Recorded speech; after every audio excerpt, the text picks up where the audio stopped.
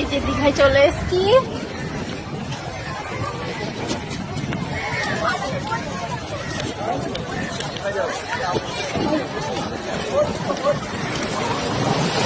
কিন্তু প্রচুর রোদ বেরিয়েছে। এই দেখো,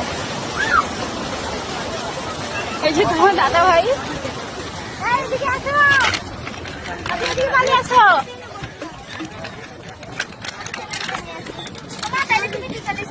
অনেক দেরি হয়ে গেছে আমাদের আসতে। তারপরে রুম নিয়ে চেঞ্জ করে আসতে অনেকটাই দেরি হয়ে গেল। এখন এসছি চান করবো সবাই। প্রচুর গরম এখানে।